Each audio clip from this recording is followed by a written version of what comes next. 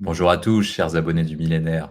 Bienvenue pour ce nouvel épisode, ce quatrième épisode sur la France face aux crises. Après avoir traité et décrypté la nomination d'Elisabeth Borne et de décrypter pourquoi cette nomination installait et pérennisait l'offre macroniste dans l'offre politique française, et après être revenu sur le conflit entre la Chine et les États-Unis, ainsi qu'un épisode sur Emmanuel Macron en danger, aujourd'hui nous allons revenir sur un sujet spécifique, la France face aux crises.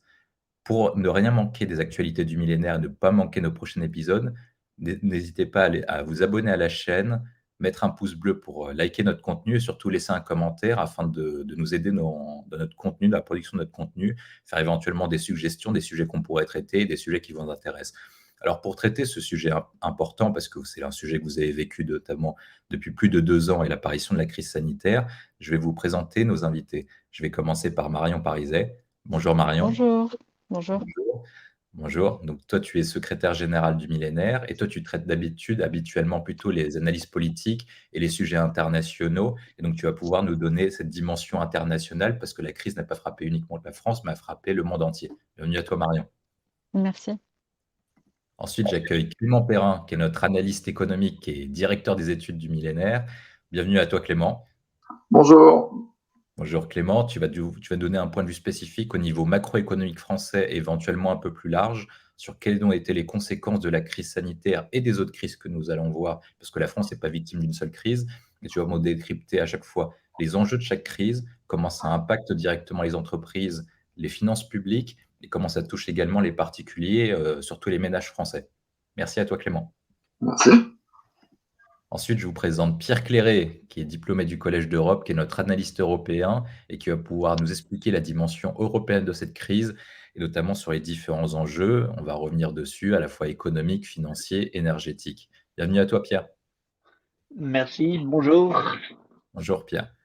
Et ensuite, enfin, la voix des territoires. Bienvenue à toi, Hugo, qui est notre directeur adjoint du pôle politique, qui nous donne un ancrage toujours au plus proche de la proximité et du ressenti des populations. Tu vas nous parler des enjeux de la crise, comment c'est ressenti au niveau local, et quelles sont, toi, les solutions que tu préconises et ton constat sur les analyses, comment ressente le terrain sur comment répondre aux sujets essentiels, la France face aux crises. Bienvenue à toi, Hugo. Merci, bonjour. Donc, pour traiter cet épisode un peu spécial sur la France face aux crises, nous avons décidé de faire plusieurs épisodes avec un premier épisode introductif pour expliquer comment nous en sommes arrivés là. Cet épisode va revenir sur 3 points précis. Pourquoi est-ce que l'appareil productif est à l'arrêt et comment la crise sanitaire a touché, à la différence des autres crises, tous les pays du monde au même moment. La deuxième partie va être centrée sur une crise systémique qui touche de plus en plus de domaines. Nous allons revenir à la fois sur la crise économique, l'éventuelle crise financière, la crise diplomatique et la guerre en Ukraine, et également la crise énergétique. Et enfin, dans la troisième partie, la question qui va être posée, c'est est-ce que c'est une crise qui va nous conduire à revenir au monde d'avant, ou est-ce qu'il va nous propulser dans un nouveau monde et donc du coup dans une nouvelle ère? Et pour commencer, donc du coup, je vais commencer plutôt sur la crise systémique. Et c'est la crise systémique qui a touché tous les pays du monde.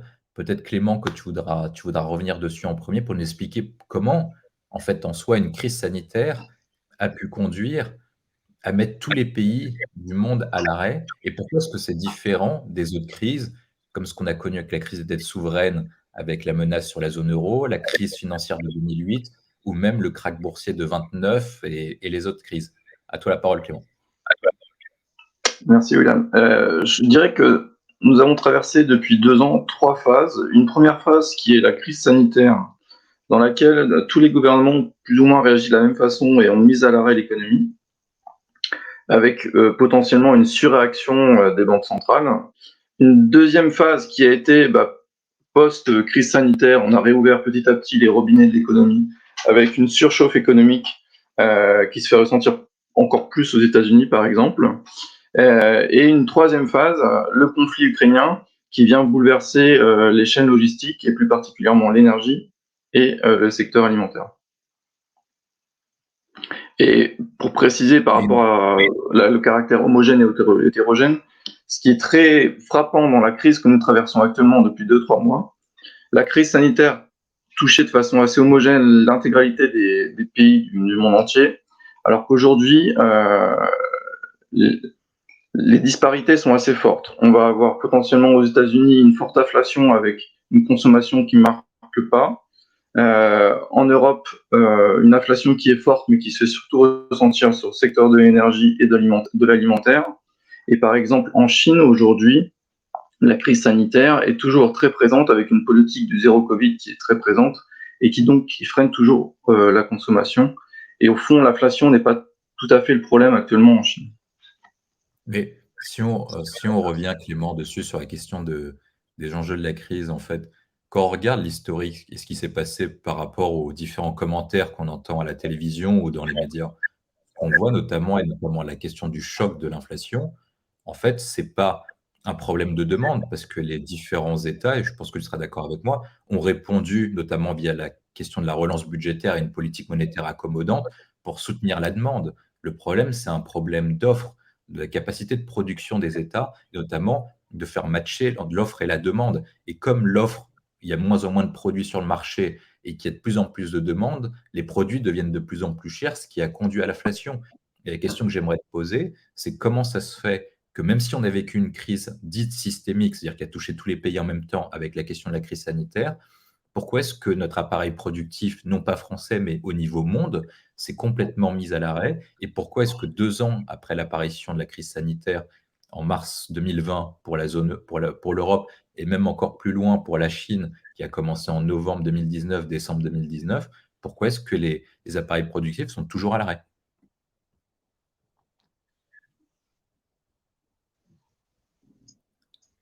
Clément?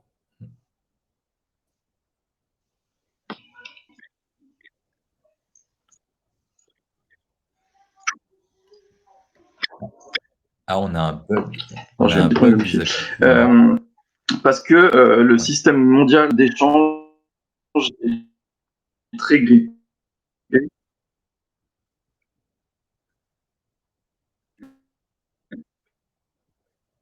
Ah, Clément, on t'entend absolument pas.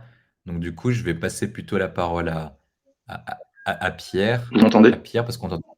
Je crois que le système logistique mondial est toujours très grippé. Oui, vas-y, c'est bon.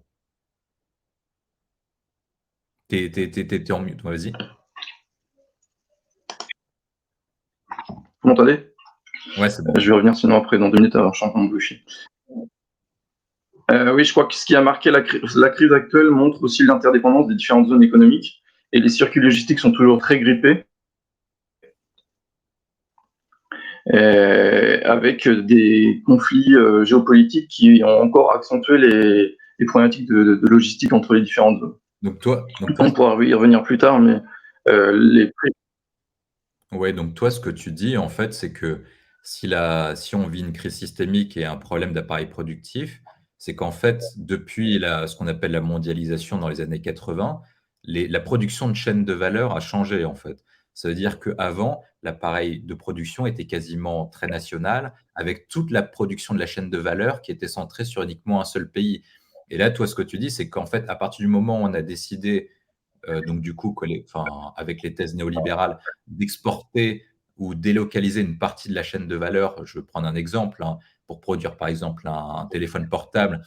Il y a certains produits qui dépendent de Chine, il y a certains produits qui dépendent d'Asie du Sud-Est, il y a certains produits qui dépendent de matériaux rares au Moyen-Orient, etc.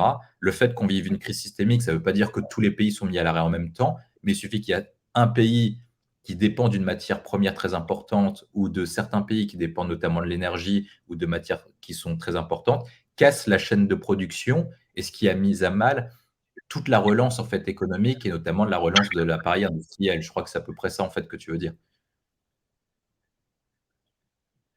Tout à fait. Et ça se fait encore plus sentir en France, par exemple, où alors qu'il y a 15-20 ans, on avait un PIB de l'industrie qui représentait à peu près 20%. Aujourd'hui, quand il est à 12%, bah forcément, on s'est encore plus touché par cette crise logistique Merci Clément, c'est et important de industrielle. revenir sur ce point pour comprendre pourquoi est-ce qu'on est toujours en crise. Maintenant, Marion, je vais revenir plutôt à toi, vu que c'est une crise qui est mondiale, l'apparition de la crise sanitaire et même les autres crises sont mondiales.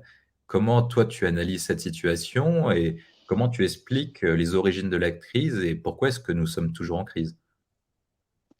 Bah, Clément l'a bien dit, il y a aujourd'hui la question de la logistique, elle est assez centrale, puisque justement on est dans des économies qui sont interconnectées et c'est ce qui fait que, une crise comme la crise en Ukraine, même si elle touche aussi, en premier lieu, les clients de la Russie sur le domaine énergétique, par exemple, elle va également toucher un certain nombre de pays en développement pour, le blé.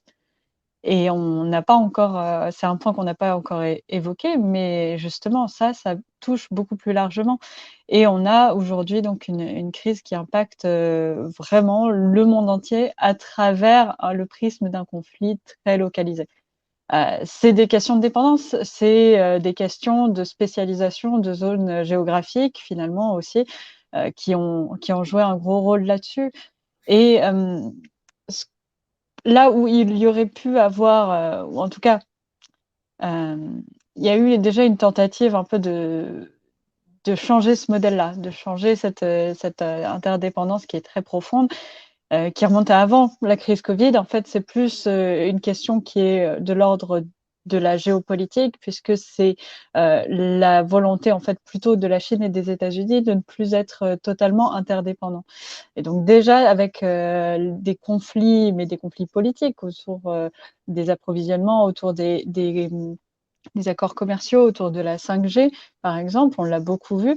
Il y a eu une tentative de créer 2 modèles qui soient dissociés et des chaînes de valeur qui soient différentes et qui soient finalement capables d'évoluer dans leur propre zone d'influence et sans avoir, cette dépendance-là. Mais aujourd'hui, ça clairement le Covid comme la crise en Ukraine montrent qu'on n'y est pas du tout, qu'on est encore très loin et qu'on a encore beaucoup de chemin à faire sur ce côté-là si vraiment on souhaite aller dans cette direction. Et l'Europe est prise au milieu de ces 2 grands, puisque nous, on n'a pas du tout, lancé cette, stratégie d'autonomisation, de nos chaînes de valeur.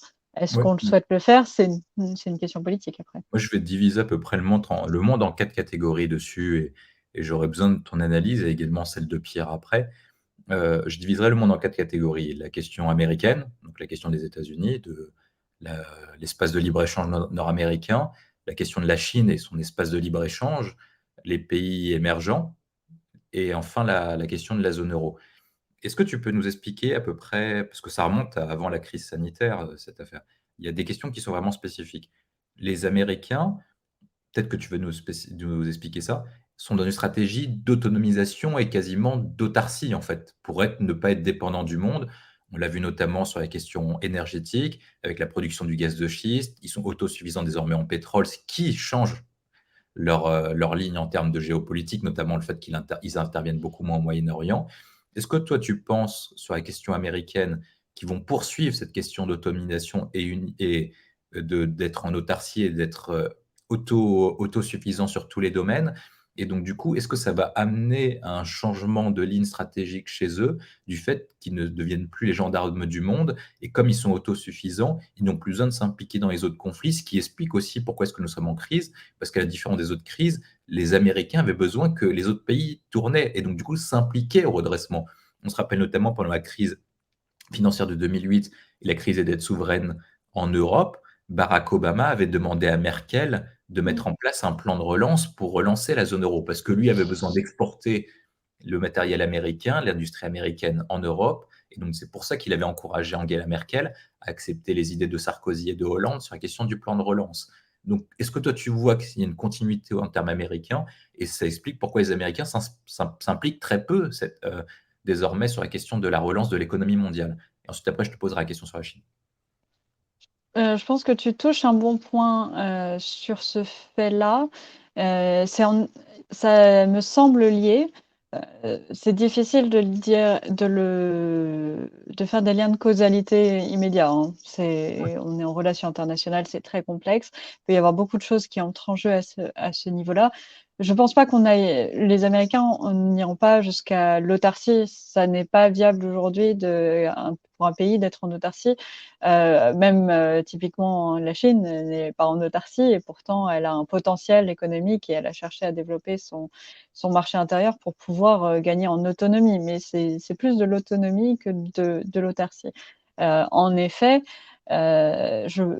il semble plutôt que les États-Unis cherchent à se mettre en retrait et en tout cas à s'assurer que leur filière ne soit pas dépendante de leurs plus grands compétiteurs, on va dire, au moins.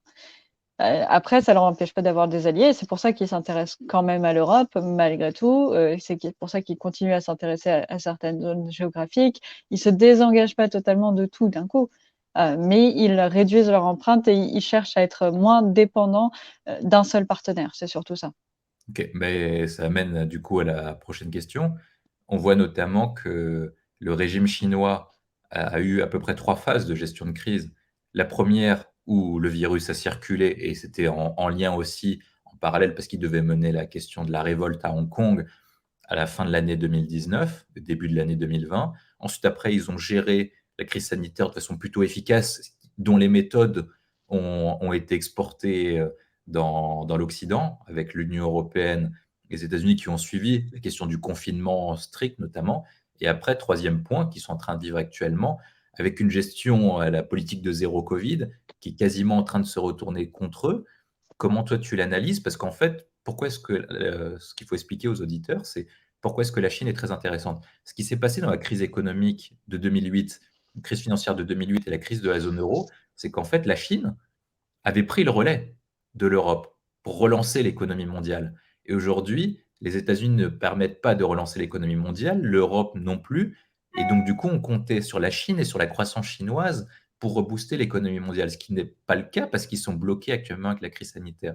Alors, comment toi t'expliques ce type de décision alors que normalement, le président chinois Xi Jinping a montré qu'il était assez autoritaire. Est-ce que c'est plutôt de sa faute? Est-ce que c'est plutôt de la faute des gouverneurs de province? Comment toi tu l'analyses sur la question de la politique zéro Covid et pourquoi est-ce qu'ils ont commis des erreurs au début et des erreurs maintenant? Il faut reprendre à la base de la crise sanitaire.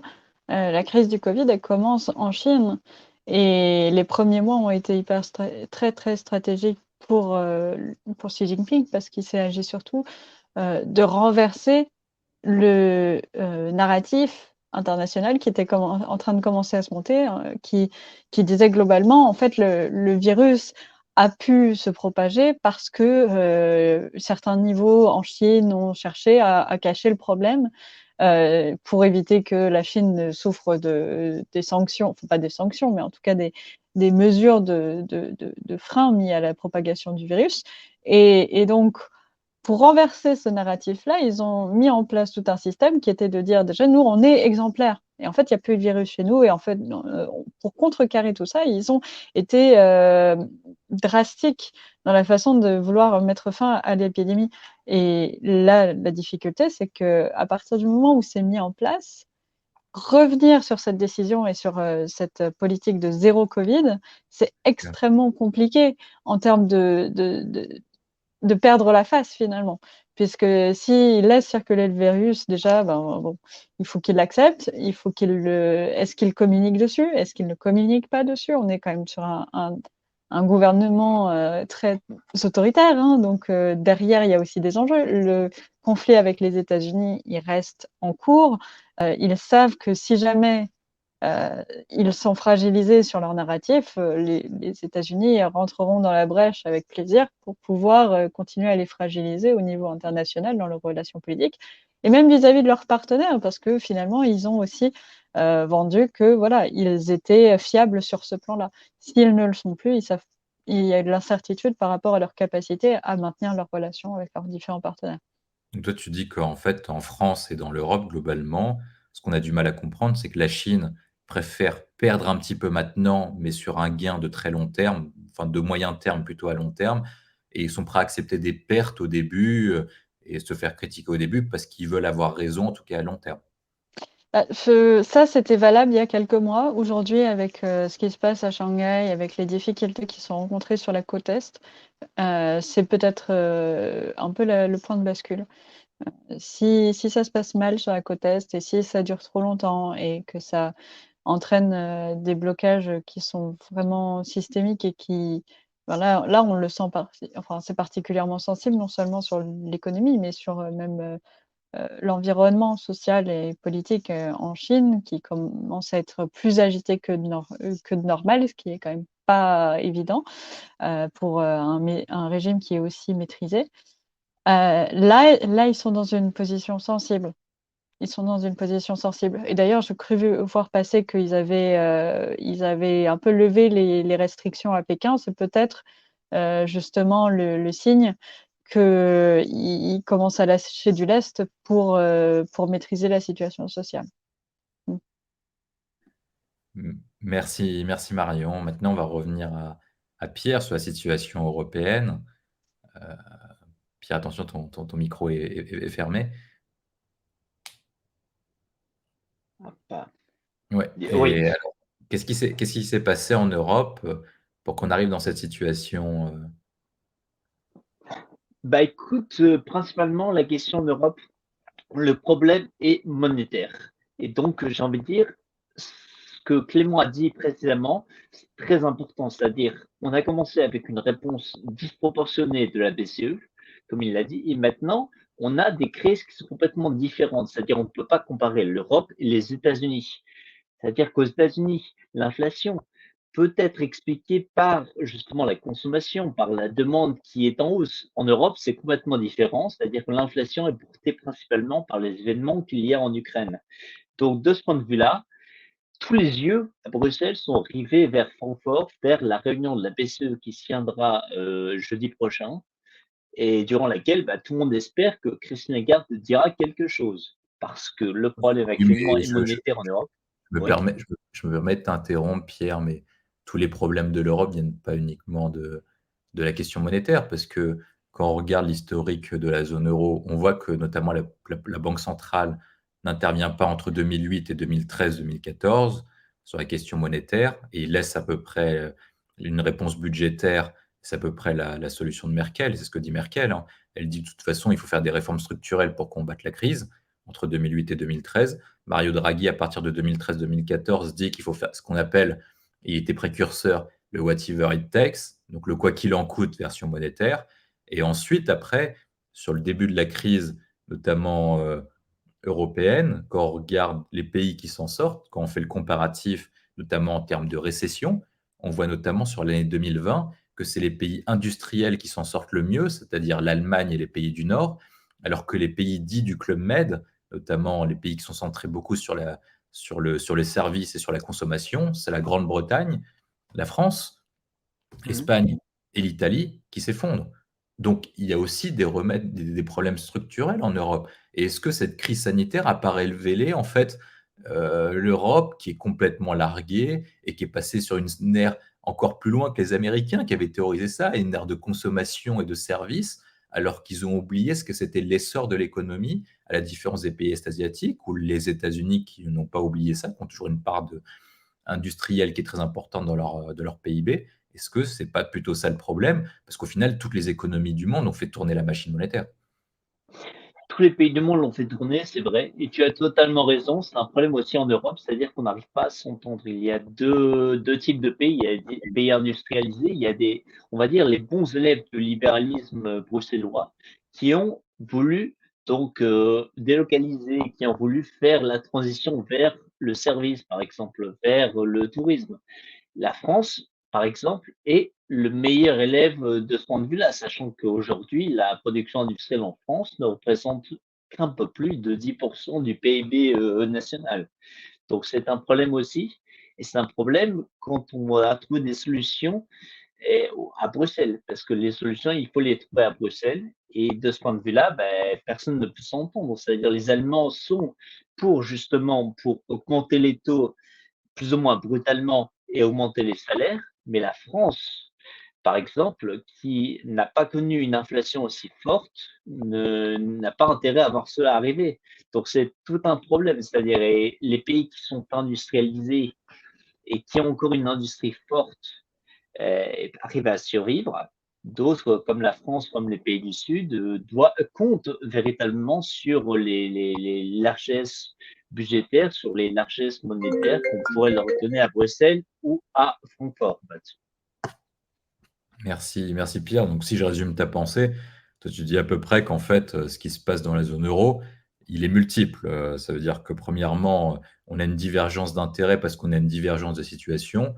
On a des pays industrialisés qui se sont très, très bien sortis durant le début de la crise sanitaire et des pays plutôt basés sur la consommation et de services qui ont souffert, en fait, de la crise sanitaire et donc, du coup, qui ont du mal à faire redémarrer leur modèle autre par une autre réponse que la réponse budgétaire, par exemple illustrée par le quoi qu'il en coûte d'Emmanuel Macron, qui a grevé notre déficit public et qui a augmenté notre dette, et qu'ensuite cette difficulté d'avoir à la fois un constat qui est différent et des divergences d'intérêts ont conduit l'Union européenne à ne pas adopter les bonnes réponses de façon coordonnée, dans la mesure où l'Union européenne doit agir sur un espace avec des États membres qui sont complètement différents.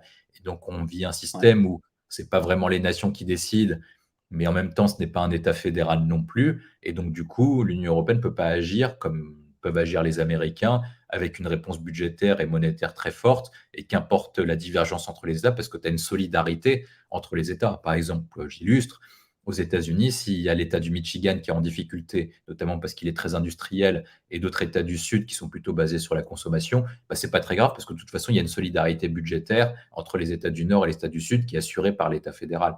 Et toi, tu dis, en fait, l'Europe est responsable de ses propres maux parce qu'on n'a pas su choisir un modèle entre les États-nations ou l'Europe fédérale, et que c'est le véritable souci de l'Union, surtout qu'on n'a pas de point de vue coordonné et qu'on a des failles structurelles très importantes. Mais écoute, merci Pierre pour ta contribution. On va terminer sur ce point. Pourquoi est-ce que l'appareil productif est à l'arrêt par Hugo? Hugo, tu vas nous expliquer pourquoi est-ce que en France l'appareil productif est à l'arrêt.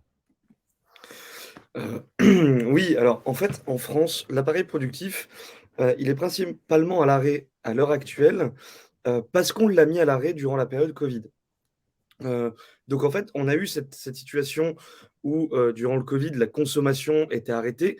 On a forcé la consommation à s'arrêter avec les confinements, avec ensuite, la fermeture de certains espaces, de certains magasins et pas d'autres, certains espaces dans des magasins et pas d'autres.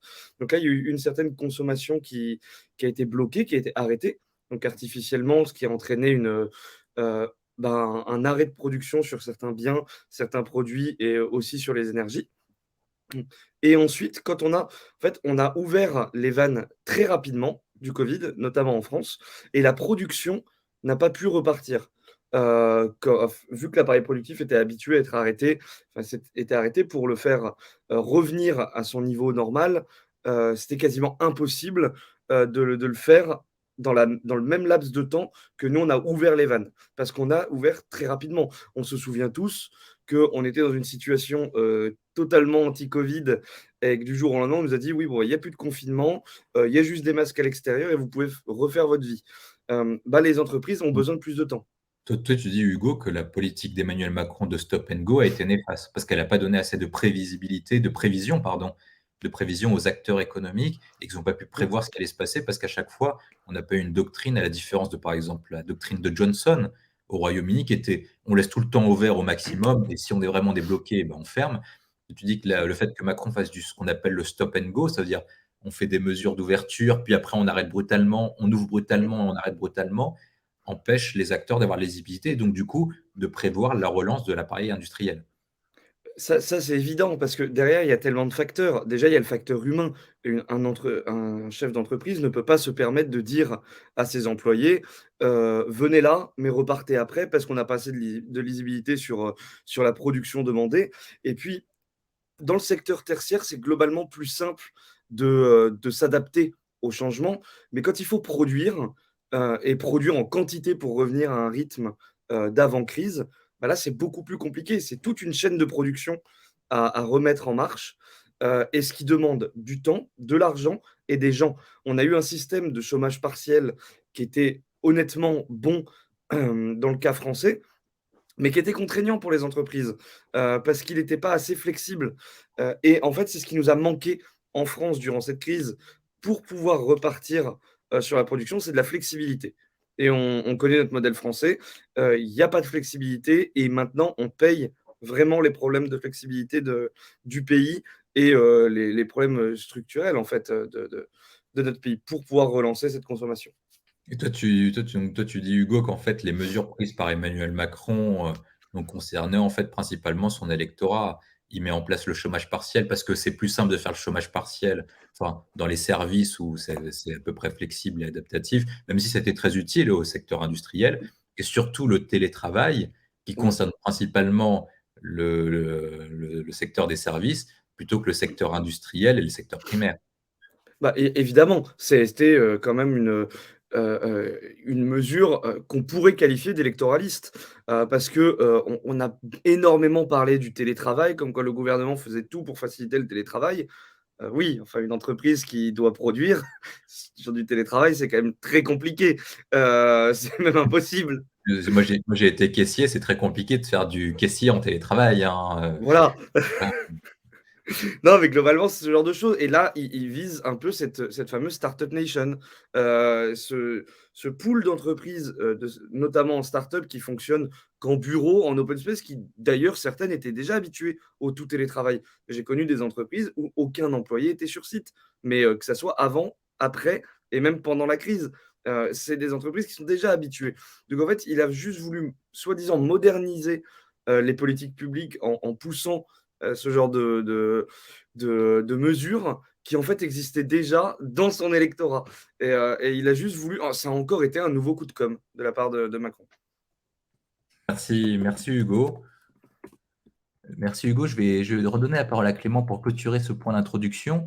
Peut-être que Clément, tu auras un point différent, peut-être que tu vas aller dans le sens d'Hugo sur la macroéconomie, sur les décisions d'Emmanuel Macron. Est-ce que Emmanuel Macron a permis de sauver en fait l'appareil productif et de faire en sorte qu'il se relance, ou plutôt, comme un peu ce que dit Hugo, il y a des décisions qui ont été néfastes et qui ont coulé en fait notre prise?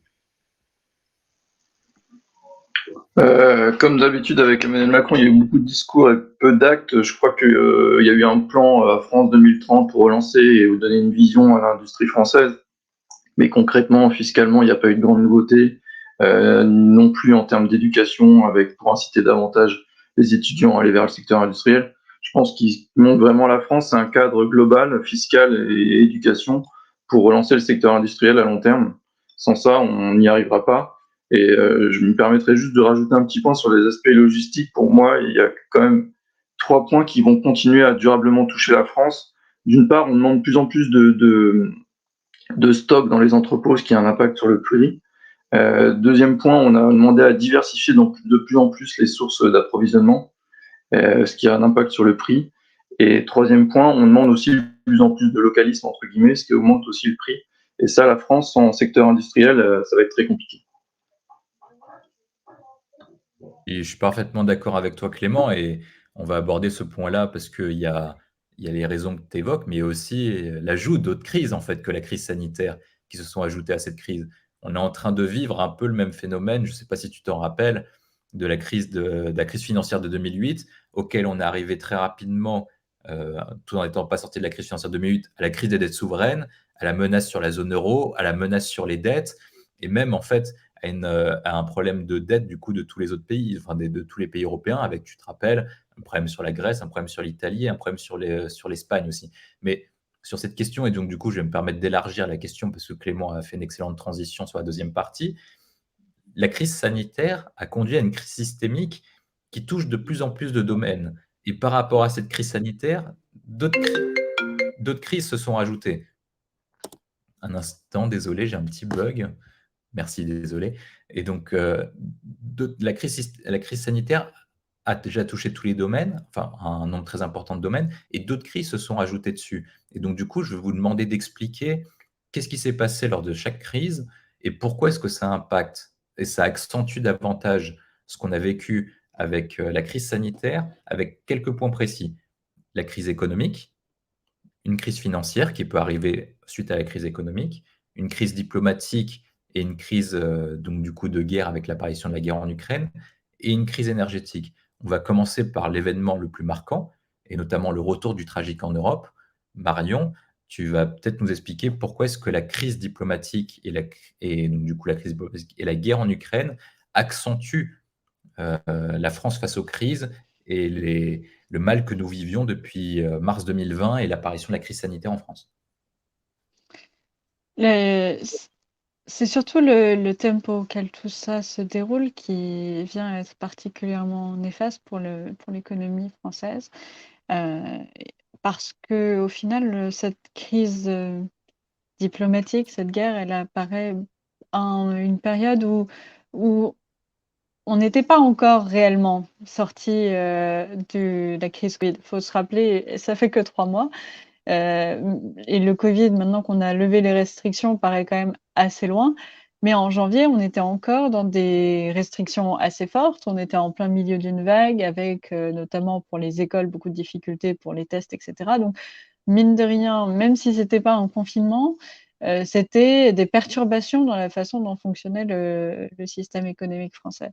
Et par-dessus ça, on rajoute finalement une nouvelle crise, une crise des ressources et une crise qui va mobiliser aussi les finances de l'État, puisque on a quand même un appui sur le plan financier, sur le plan militaire qui est apporté à l'Ukraine et qui va nécessairement, un jour ou l'autre, finir par impacter la façon dont se répartit le budget de l'État et à voir comment il sera absorbé. Est-ce que ce sera simplement des lignes qui seront rajoutées et qu'on aura une plus grosse demande de dette, ou est-ce qu'on sera sur une répartition qui portera préjudice à d'autres politiques publiques? Faudra voir sur le long terme. À ce stade, c'est surtout du redispatchage qui a été fait de certaines lignes budgétaires.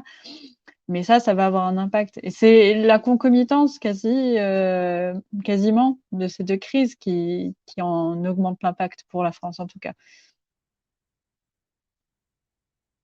Merci Marion. La crise en Ukraine a touché un point très précis, qui est la question de la crise énergétique.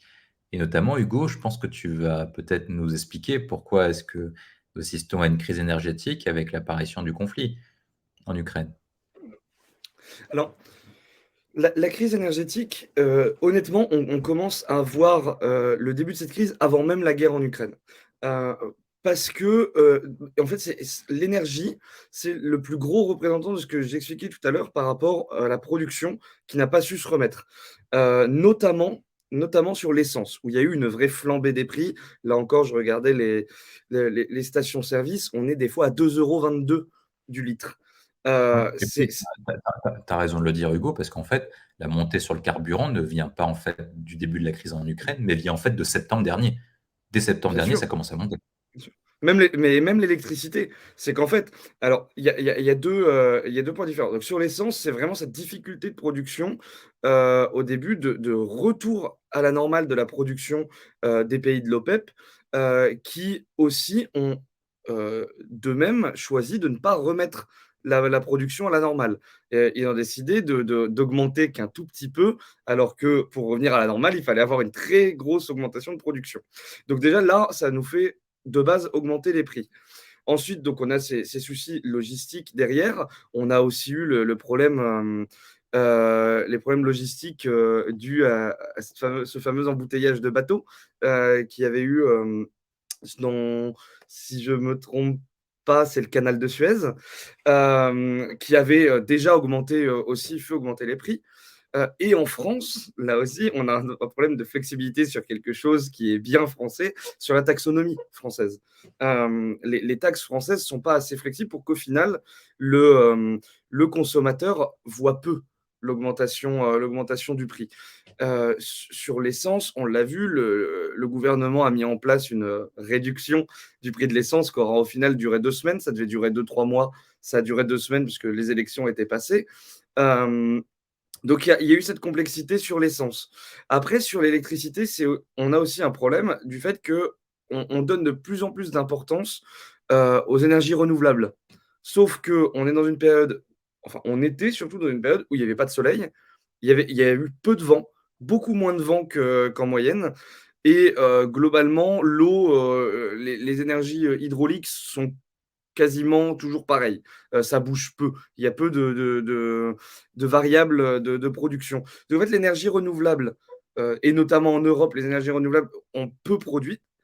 Et vu qu'on est globalement dans des courants, enfin les courants politiques, parce qu'on voit que l'opinion publique est très différente à ce sujet, l'opinion politique voudrait aller vers la fin du nucléaire, qui est euh, notre seule source de production électrique viable dans le temps et surtout qui ne s'interrompt pas.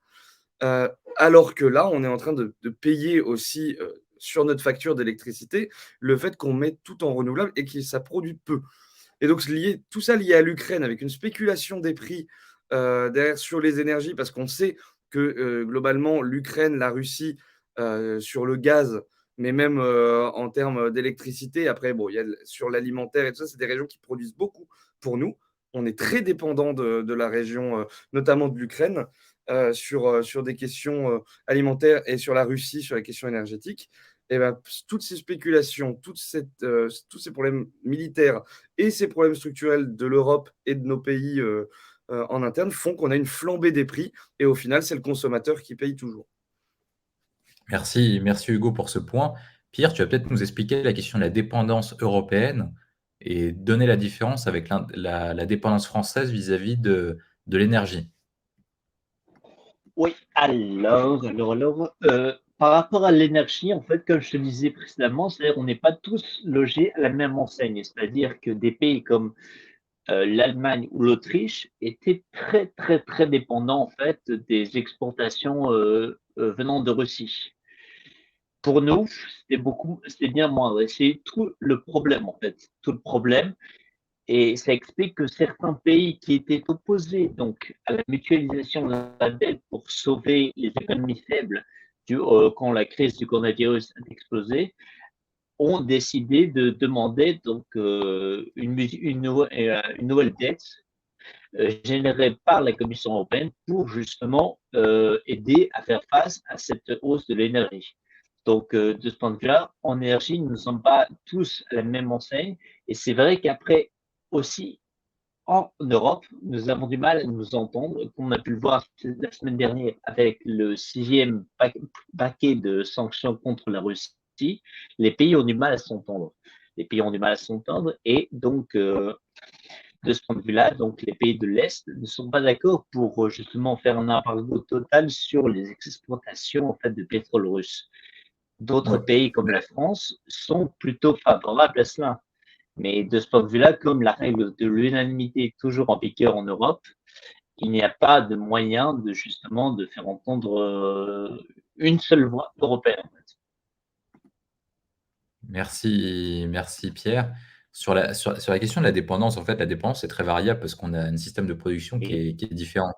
Quand on regarde les pays baltes ou l'Allemagne ou notamment les pays d'Europe de l'Est, ils sont quasiment dépendants entre 80 et 100% vis-à-vis du gaz ukrainien, vis-à-vis du gaz russe, pardon, qui passe par l'Ukraine mais qui reste russe. Alors que nous, grâce au nucléaire et grâce au général de Gaulle, on est beaucoup moins dépendants sur la question du gaz. Là où on est tous à peu près dépendants, c'est sur la question du pétrole. Et donc, du coup, d'où les négociations récentes avec les monarchies du Golfe pour qu'ils augmentent leur production, comme l'avait rappelé Hugo, parce que tant qu'ils n'augmentent pas la production, il n'y a pas moyen, il n'y a pas d'alternative au pétrole russe. On ne va pas en produire chez nous parce qu'on n'en a pas. Donc, du coup, il faut en produire plus. La question que moi, je voulais poser sur la question des sanctions, c'est je voudrais avoir vos 3 points de vue différents parce que vous avez 3 points de vue qui sont complètement différents, enfin en tout cas un angle différent. Peut-être que vous allez aboutir à la même conclusion, mais est-ce que sur la question qu'a débuté Marion, sur la question de la crise diplomatique et la guerre en Ukraine, et donc du coup qui est liée évidemment à la crise énergétique, même si, comme l'a rappelé Hugo, les temporalités ne sont pas forcément les mêmes, mais en tout cas, la guerre en Ukraine a accentué le phénomène que nous avons vécu. Et en fait, c'est ça, en fait, la guerre en Ukraine accentue les effets que nous avons connus avec la crise sanitaire, a accentué les effets sur l'inflation, a accentué les problèmes énergétiques. Et je voudrais vous entendre sur tous les Marion, Hugo et Clément, sur tous les trois sur la même question, mais avec votre point de vue sur est-ce que la France et l'Union européenne doivent maintenir les sanctions. Je vais peut-être commencer par Hugo, plus proche du terrain, et ensuite après je vais monter progressivement. Hugo, est-ce que toi tu penses qu'il faut arrêter les sanctions? Globalement, je ferai un peu une réponse de Suisse. Oui et non. C'est que on le sait que les sanctions, en fait, on se les prend dans la tête derrière.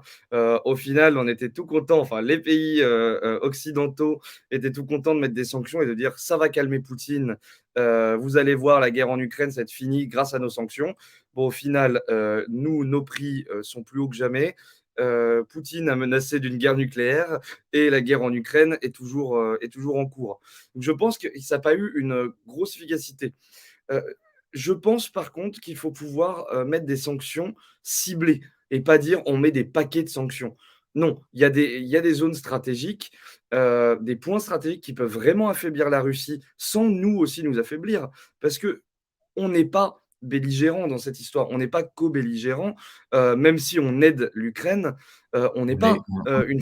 on est plus très loin là, Hugo. En vue des déclarations Voilà. du Kremlin, on est plus très loin. Mais pour eux, on l'est totalement. Mais nous, est-ce qu'on a vraiment intérêt à aller honnêtement s'immiscer plus personnellement dans l'histoire? On Moi, sait qui on soutient. c'est pour ça que moi, je te pose la question, parce que toi, tu fréquentes, tu es notamment très actif dans la vie publique locale. Et donc, du coup, tu rencontres beaucoup de gens au quotidien, sur les marchés, dans les bars, dans les bistrots, dans les fêtes locales. Qu'est-ce que te disent les gens? Est-ce que les gens sont prêts à intensifier l'effort contre l'Ukraine, quitte à en payer le prix eux-mêmes? C'est ça la question qui est posée, en fait. C'est ça l'arbitrage. C'est au-delà du principe moral du fait que nous soutenons l'Ukraine parce que ce sont nos alliés, parce qu'ils veulent rejoindre l'Union européenne, parce qu'on partage les mêmes valeurs, notamment la démocratie, les droits de l'homme, les libertés fondamentales. La question qui est clé, c'est est-ce que les Français sont prêts à faire des efforts et se sacrifier pour l'Ukraine, et notamment sur la question énergétique? Et bah là, tu poses le doigt sur quelque chose d'intéressant, c'est que je pense très honnêtement que le travail médiatique et marketing a été très bon du point de vue des pays occidentaux qui font que les gens, globalement, ne font pas la corrélation entre augmentation des prix et sanctions avec la Russie. Très peu euh, englobent les deux en même temps et pensent que ce sont deux phénomènes très distincts. Et qu'en fait, sans les sanctions russes, les prix augmenteraient quand même et qu'on n'est pas, on n'est pas obligé, entre guillemets, d'aller dans le sens russe, enfin, nous, d'être un peu plus neutre que ce qu'on voudrait être pour que les prix, en tout cas que notre consommation, reste relativement stable. Donc en fait, oui, les gens pourrait accepter, mais parce qu'il n'y a pas cette corrélation de fait.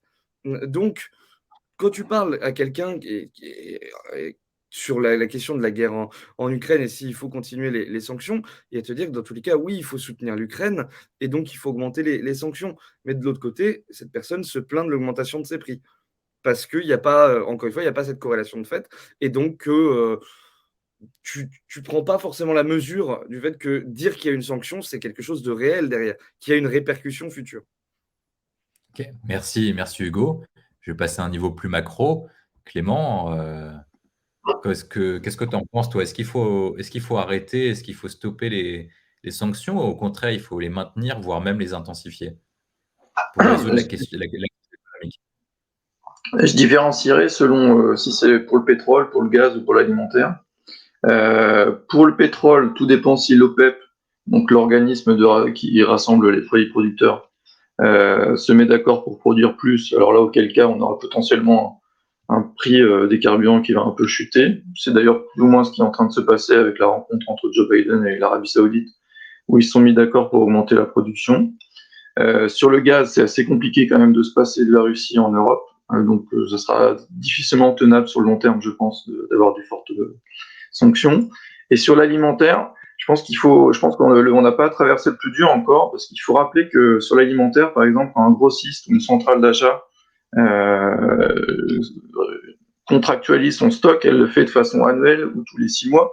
Et donc là, par exemple, le prix des pâtes, il repose sur un stock qui a déjà été négocié il y a 6 mois, donc avant la crise ukrainienne. Et donc la question, c'est post-renégociation des contrats, à quel point les prix vont fortement augmenter. Je pense que ça va être très compliqué. Les prix aujourd'hui augmentent sur l'alimentaire du fait des circuits logistiques et aussi par anticipation, mais les nouveaux contrats n'ont pas encore été actualisés. Donc Ok, ma réponse sur merci. l'alimentaire est très compliquée. Donc toi, tu dis que ça dépend des domaines. et qu'il faut adopter une diplomatie donc beaucoup moins guerrière que celle d'Ursula von der Leyen, qui est plus sur une logique morale que sur une logique de géopolitique, voire même économique, et qu'il faut plutôt passer à plutôt de la réelle politique et voir qu'est-ce qui est acceptable pour nos pays et qu'est-ce qu'on est prêt pour soutenir l'effort de guerre ukrainien. Toi, tu dis qu'il faut faire un truc mixte, en gros. Tout à fait. Merci, merci Clément. Et puis enfin, je vais passer la parole à Marion. Toi, tu es plutôt la voix de la diplomatie. Tu vas peut-être adopter un point de vue qui sera différent d'une autre. Est-ce qu'il faut, enfin, en tout cas de ceux d'Hugo et ceux de Clément, est-ce qu'il faut stopper les sanctions pour résoudre les différentes crises que traverse la France? Et Alors, notamment, est-ce qu'il faut faire en sorte qu'on accélère la fin du conflit? accélérer la fin du conflit l'objectif est forcément attractif, mais il faut toujours se dire, c'est pas juste la fin du conflit pour la fin du conflit, c'est la fin du conflit dans quelles conditions? Si on suit la logique américaine qui est de dire, la fin du conflit, elle ne sera vraiment viable que si on détruit, profondément les capacités de la Russie à rebondir, que ce soit sur le plan militaire ou sur le plan économique. On a besoin en effet, de sanctions extrêmement dures, voire même, plus dures que ce qui a été fait jusqu'à maintenant ou en tout cas, de l'ordre de ce qui est évoqué dans le dernier paquet de sanctions européennes. On pourrait se demander si c'est efficace. On peut se poser la question, est-ce que c'est efficace effectivement pour casser un pays si on veut? Parce que ça a été fait en Iran, ça a été fait sur C'est la Corée du Nord et cetera. la question qu'on te pose en fait. Ouais. Est-ce que, Est-ce est-ce que que toi c'est tu penses que c'est j'ai pas entendu la fin de ta question.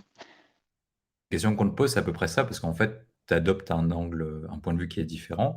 Est-ce que les remèdes qui sont proposés d'un point de vue de sanctions économiques sont utiles à la fin diplomatique telle qu'énoncée par l'Union européenne, Ursula von der Leyen, et par les différents chefs d'État et de gouvernement? On a l'impression qu'Emmanuel Macron et Olaf Scholz, notamment, se disent qu'ils commencent à raconter n'importe quoi. En tout cas, ils commencent à prendre petit à petit leur distance vis-à-vis de la position des institutions européennes et des pays d'Europe de l'Est, en tout cas. En tout cas, ils montrent une petite nuance. Oui, alors si on prend, ce qui s'est déjà fait sur les sanctions économiques, les embargos et cetera, on a vu que ça permettait pas nécessairement de mettre à genoux un gouvernement plutôt qu'un pays parce que justement, souvent ça avait tendance à, au contraire, monter ou en tout cas à fédérer une population autour de son gouvernement et malgré les difficultés. Ça a été le cas en Iran, je peux pas dire que c'est vraiment le cas en Corée du Nord parce que le cas est totalement différent, mais c'est un cas qui est, fréquent et qui pose problème et qui posait problème surtout avec le premier paquet de sanctions, européens parce que, ça dépend aussi de la capacité qu'a le pays en question à trouver des alternatives en termes de, mécanismes financiers, en termes de, chaîne de valeur pour pouvoir continuer, à importer les biens dont il a besoin et à pouvoir exporter sa production pour continuer à faire rentrer de l'argent dans les caisses. Ça du coup, c'était inefficace au début puisque au final, comme on maintenait la question du pétrole, on faisait rentrer autant d'argent dans les caisses, de la Russie qu'on tentait d'en faire sortir. Donc au final, on a assez peu fragilisé la Russie sur ce plan-là. Par contre, il y a un signal qui est intéressant, c'est que malgré sa position ambiguë, la Chine et surtout les entreprises chinoises ne sont pas, ne se sont pas portés au secours de l'économie russe d'un seul homme, mais au contraire continué à hésiter à aller réinvestir en Russie ou à aller investir plus ou de manière significative. Donc il y a eu quand même un effet qui a limité en tout cas la capacité de la Russie, à court terme en tout cas, à vraiment, à vraiment développer des réseaux parallèles en fait, économiques. Par contre, à moyen long terme, c'est là que va se poser la question. On a sans doute, là, on atteint sans doute une certaine limite, dans les sanctions.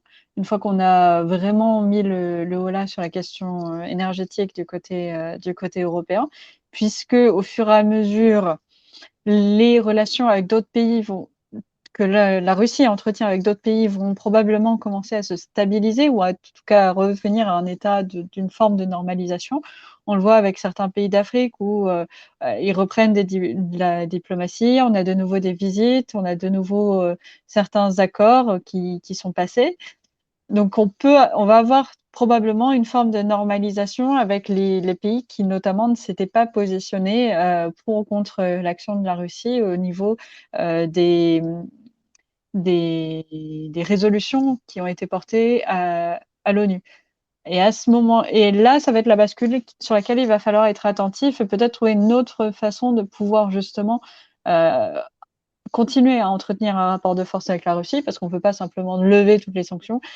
Si on lève toutes les sanctions, on perd aussi un poids dans la négociation qu'on peut avoir avec eux. Il ne faut pas se leurrer non plus.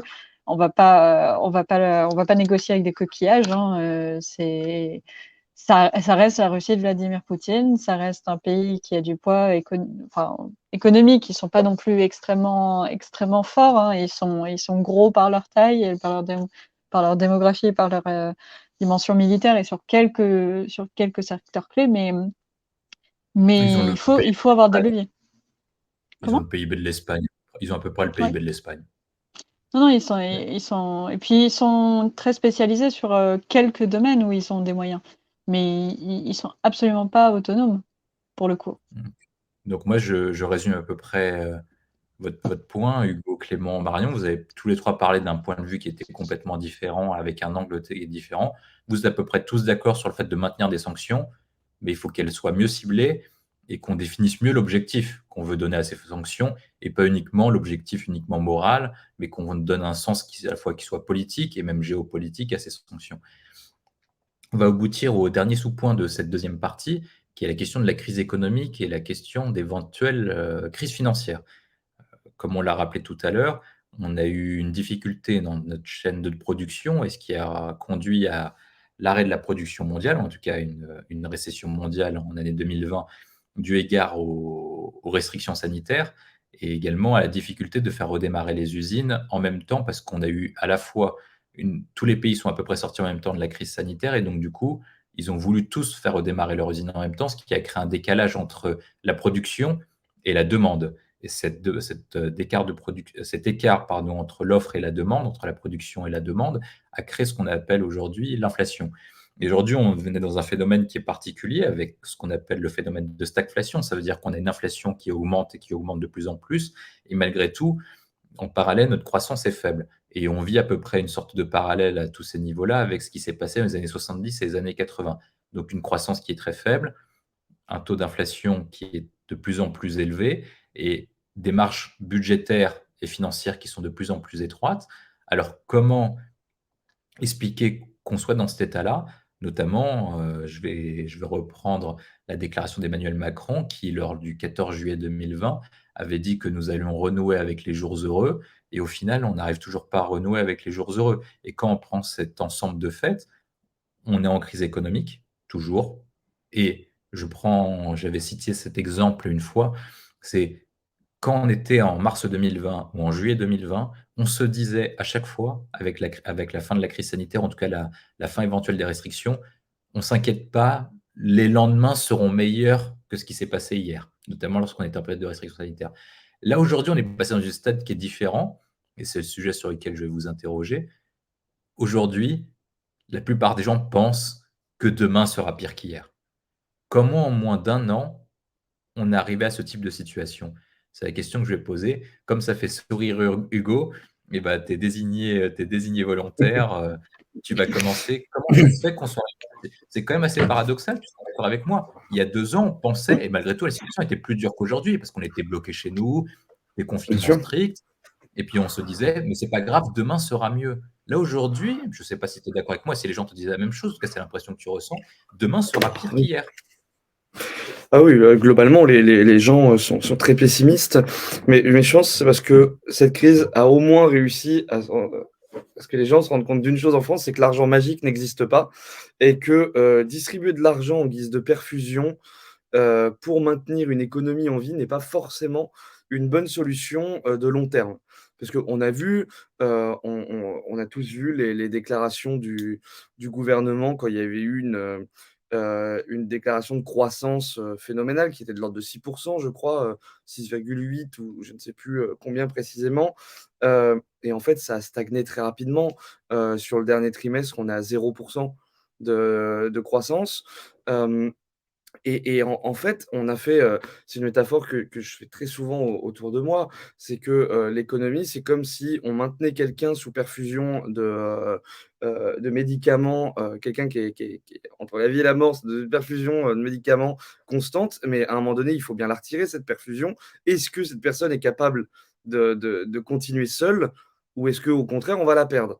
Et je pense qu'avec ce que la France a voulu mettre en place comme façon de dépenser l'argent public, on va perdre cette personne, parce il y a une incapacité d'autonomie du secteur économique des secteurs économiques français vis-à-vis de l'État et on a du mal à faire repartir tout cet appareil économique, parce qu'ils se rendent compte que maintenant qu'il n'est plus aidé, que sans les prêts garantis par l'État, sans les aides, sans le chômage partiel, sans ce genre de choses, et ben, le monde économique est beaucoup plus affaibli qu'on pouvait le penser durant des mois et des mois de crise Covid, où globalement en France, on disait: «Oui, mais c'est la crise, tous les pays se portent mal, mais nous, regardez les Français, comment on se porte bien».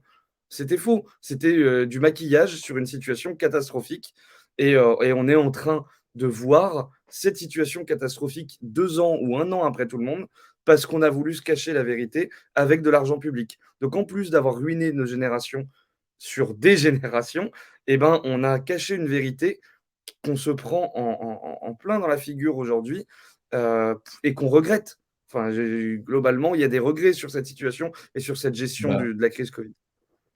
pour illustrer ton point, Hugo, quand on fait le calcul de la dette uniquement Covid, on voit notamment que l'Allemagne va rembourser la dette Covid en moins de 8 ans, l'Italie en moins de 20 ans et la France en 69 ans.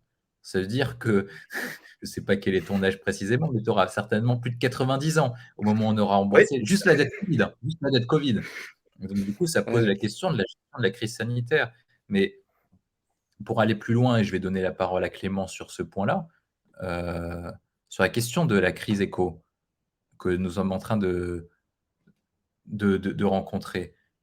Comment tu expliques, toi, qu'on a pu redémarrer en 2021 et qu'aujourd'hui, on a une croissance qui est nulle?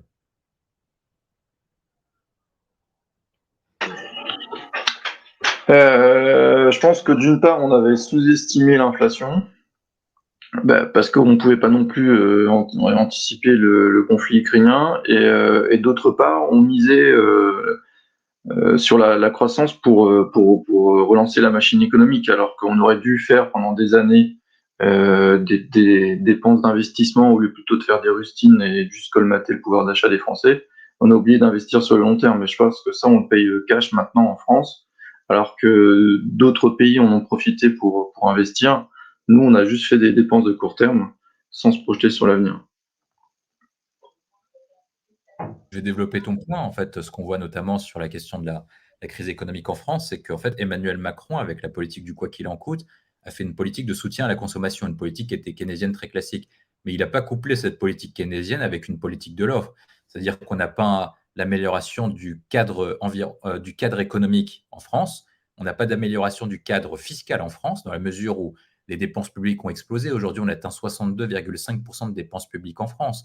Bientôt, on va dépasser le record de l'URSS si ça continue comme ça. Le cadre normatif n'a pas été résolu et même a été empiré. Je me tourne notamment en te regardant Clément et en te regardant aussi toi, Hugo. C'est-à-dire que le cadre normatif a finalement été plus lourd à la fin de la crise sanitaire qu'avant la crise sanitaire, dans la mesure où on a tout réglementé et que même les vies personnelles ont été réglementées par des attestations qu'on a réglées par des attestations, qu'on a décidé de régler qu'est-ce qui était commerce essentiel, qu'est-ce qui ne l'était pas. On était quasiment une économie dirigiste et administrée comme l'étaient les économies de l'Union soviétique. Ensuite, après, on n'a pas investi en plus sur le capital humain et sur la recherche et développement, parce que quand on regarde les dépenses en termes de recherche et développement, elles ont à peu près stagné. Et en tout cas, même si on a un plan France 2030, il n'est pas activé à plein pot et on n'a pas résolu les failles françaises, notamment pour soutenir la recherche et le développement. Est-ce qu'on a soutenu nos universités, nos établissements d'enseignement supérieur? Est-ce qu'on a soutenu la formation professionnelle? Est-ce qu'on a permis notamment d'avoir des formations plus professionnalisantes, dans la mesure où, après la crise sanitaire, on aurait pu se dire que, comme le rapport avec le monde du travail est en train d'évoluer, on peut se dire aussi qu'il y a un changement à ce niveau-là. Et donc, du coup, il faut adapter les formations par rapport aux nouveaux cadres et par rapport éventuellement aux nouveaux contrats sociaux. On a vu l'importance des premiers de cordée, les caissiers, les métiers de première ligne qui étaient fondamentaux dans cette économie. Et finalement, on dirige toujours les personnes vers les mêmes métiers dits intellectuels ou de service, plutôt que les diriger vers des métiers essentiels qui sont petit à petit en train de disparaître. Je pense, Hugo, tu hoches la tête parce que tu approuves. Tu vois notamment des métiers en train de disparaître chez toi au niveau local, avec de moins en moins de personnes capables de l'exercer, et ce qui explique aussi la pénurie que nous rencontrons dans la restauration, dans l'hôtellerie, dans la mesure où il n'y a plus de personnel qualifié capable d'assurer ce type de fonction. Et enfin, il y a un autre point qui est intéressant sur la politique d'Emmanuel Macron, c'est qu'il avait promis de déverrouiller le système français qui reposait sur 2 blocages essentiels. Les différentes barrières en entrée du travail, le fait que l'économie française soit une économie de rente avec les différentes professions réglementées, il est promis d'ouvrir tout ça et de permettre en soi, en quelque sorte, une promesse révolutionnaire et républicaine d'égalité des chances qu'il n'a pas fait. Et surtout, il avait promis de bousculer le modèle français, de l'adapter à la mondialisation pour le faire évoluer d'une société de consommation à une société de production. Mais quand on regarde l'ensemble de ces actes, il n'y a rien qui se dirige vers cette société de production, dans la mesure où ces réformes ont plus été des réformes de colmatage que plutôt des réformes systémiques et structurelles capables de faire évoluer l'appareil français. Mais pour comparer et pour savoir si la France, c'est uniquement le système français qui va mal ou est-ce que c'est les autres pays qui vont mal, peut-être Marion ou Pierre, vous allez pouvoir revenir dessus, nous expliquer pour Pierre la différence de traitement. Est-ce que la France est le seul pays à vivre mal à la situation actuelle, ou est-ce que les autres pays vont plus mal que nous? Et puis Marion, tu détailleras peut-être les stratégies que toi tu vois à l'international et les pays que tu vois comme les modèles à suivre ou les pays que tu juges pertinents, à la fois dans leur rotation géopolitique et également dans leur rotation économique. Je pense notamment que tu vas citer les exemples américains et chinois qui en fait tournent leur appareil productif à leur objectif de grandeur. Les États-Unis depuis Donald Trump, et ça a été poursuivi par Biden, par Make America Great Again, et l'objectif de renaissance chinoise proposé par Xi Jinping. Je te propose de commencer d'abord par l'Europe et puis ensuite l'international. Donc à toi, Pierre. Ouais, donc merci beaucoup. Ouais, ben, je suis totalement d'accord avec ce que tu disais, c'est-à-dire qu'on a véritablement des problèmes. Et c'est vrai que la France a connu au mois de mai un taux d'inflation qui était à 5,8%. La moyenne au niveau de la zone euro est de 8,1%. On a même en Estonie une inflation qui est à plus 20%. Donc c'est vrai que les Français, par rapport à d'autres, ne sont pas si mal lotis que cela. Je dis pas si mal lotis que cela parce qu'évidemment, ça, c'est dû à l'action gouvernementale. Et ça a permis donc d'augmenter la dette. Et à un moment ou à un autre, l'argent gratuit n'existant pas, il va falloir rembourser cette dette et ça va être horrible pour la France. Mais de ce point de vue-là, par rapport à si on compare à d'autres pays européens, la France est dans une situation plus ou moins correcte. Maintenant, ça pourrait être assez difficile rapidement parce que aujourd'hui la France peut donc donner des chèques inflation, des chèques alimentaires, comme on a pu entendre parler, peut donc réduire le prix de l'essence à la pompe, même si ça ne se voit pas forcément pour certains. Mais et tout cela se fait au détriment donc de notre santé budgétaire. Il y a un moment ou un autre, l'Union européenne et les Allemands vont vouloir revenir à l'orthodoxie budgétaire, vont vouloir revenir au sacro-saint, donc 3%, donc la limitation du déficit budgétaire à 5%, 3%, pardon. Ce n'est toujours pas le cas en France. Et dans ces cas-là, si vers septembre-octobre, quand ces allègements du pacte de stabilité vont être renégociés, la France se retrouve face à un mur nordique et doit réduire drastiquement ses dépenses et doit augmenter les impôts. Ça va être vraiment horrible pour la France. Pour l'instant, je dirais, la France n'est pas le pays le plus mal loti en Europe, mais ça pourrait être bien pire dans les mois à venir. Merci Pierre, mais je mettrai juste un point sur Sur ta comparaison, effectivement, quand on regarde les chiffres macroéconomiques et notamment portés sur la question de l'inflation, on voit notamment que la France en sort mieux, en raison notamment de la différence d'inflation portée sur la question énergétique. Et un deuxième point, c'est que la France a soutenu le pouvoir de la consommation des ménages, notamment en bloquant les prix avec, le système de blocage des prix, et la limitation de l'augmentation, notamment des entreprises nationalisées ou semi-publiques. Moi, je mettrais un point par contre sur la différence de traitement, c'est effectivement, quand on regarde la crise, il faut raisonner à l'état actuel, mais également prévoir. Est-ce que la France, vis-à-vis des enseignements que nous avons tirés par rapport à 2020, a permis en fait de revenir à un système industriel et productif quand on compare le niveau de récession? Parce que quand on regarde les pays qui s'étaient mieux sortis, c'était plutôt l'Allemagne et les pays du Nord qui étaient des pays dits industriels, et au final, les pays, qui étaient plutôt basés sur la consommation s'en sont mal tirés. Et donc du coup, il faut voir pour nous, comment réfléchir à cette crise. Et effectivement, le gouvernement peut faire cocorico aujourd'hui parce que les chiffres, effectivement, sont mauvais, mais sont peut-être moins mauvais que les autres.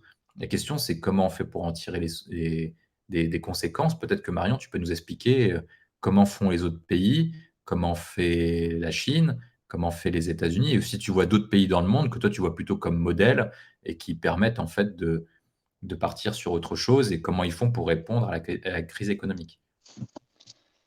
Les États-Unis, ils avaient un atout pour le coup, c'est qu'ils ont gardé un tissu industriel quand même relativement solide sur leur territoire, même s'ils représentent au final une part du PIB qui est moins importante qu'en France, puisque eux sont à 10% du PIB qui dépend de l'industrie, et nous on est à 13, 13,5. Sauf que quand on met ça en parallèle, pour eux, ça représente encore 20% des emplois, alors qu'en France, on est plutôt autour de 13.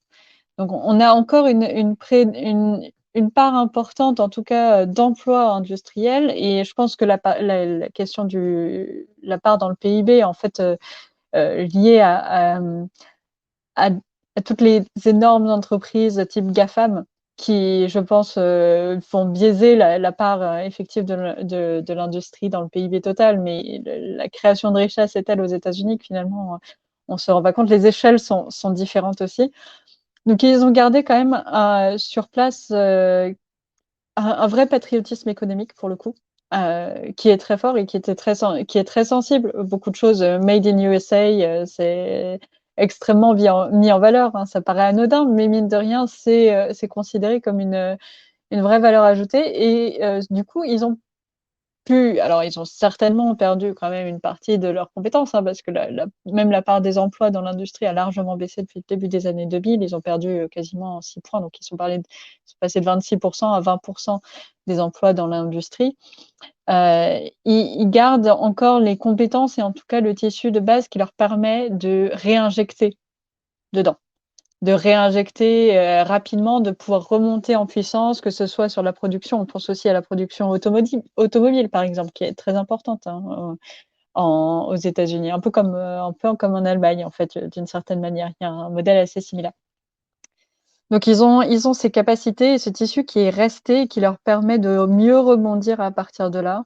Et de pouvoir, au fur et à mesure, essayer de capter aussi, parce que c'est une capacité d'attraction, de capter les potentiels étrangers, que ce soit en termes, on pense aux brevets, à tout ce qui est production intellectuelle pour pouvoir avoir un avantage comparatif dans la production, mais aussi capter les talents humains et les attirer à travers le système éducatif, à travers les entreprises, à travers des avantages, que ce soit pour les visas ou pour la fiscalité.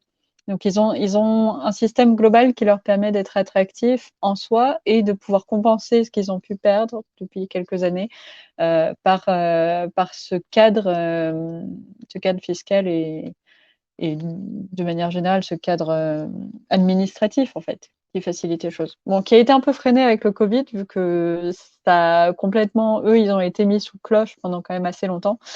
Ce qui a pu peut-être un peu les handicaper sur ce point-là. Donc il y a des choses à retenir là-dedans. Après, sur l'aspect, sur la comparaison par rapport à l'Asie, elle est difficile parce que la Chine est quand même dans une situation qui est globalement très différente. On est sur un pays qui a sorti une grosse partie de sa population de la pauvreté encore très récemment, dans la fin du XXe siècle, et qui aujourd'hui en fait a mis énormément sur l'investissement pour la recherche et le développement notamment, pour pouvoir avoir un avantage comparatif, là encore, en termes de technologie, d'avoir des atouts à ce niveau-là qui lui permettent de se positionner sur un certain nombre de marchés comme le fournisseur prédominant et de remplacer petit à petit un certain nombre d'entreprises plus anciennes et notamment des entreprises européennes ou occidentales qui tenaient pour le moment le haut du panier avec une approche qualitative, mais qui se font remplacer à cause du push d'innovation qui vient des pays d'Asie de l'Est en particulier, mais notamment de la Chine.